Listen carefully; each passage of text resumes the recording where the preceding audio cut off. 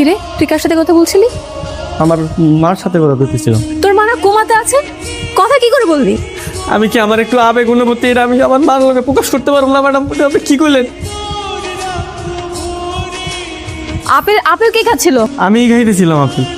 দিন হয়ে গেছে আমার এমনি আপেল হাতে ধরে খাওয়াই দেন, তাই মার হাতে আপেল আমি নিজেই খাইতেছিলাম।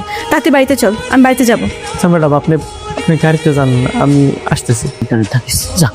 আচ্ছা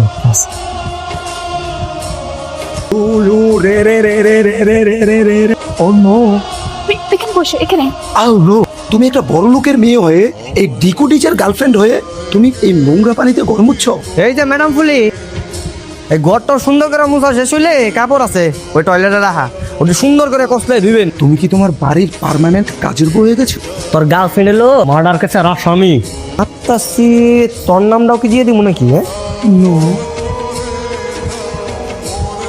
গেছে বয়ফ্রেন্ড গেছে, মানে মামলার কথা শুই না ভালোবাসা জানলা দিয়ে উড়াল দিছে।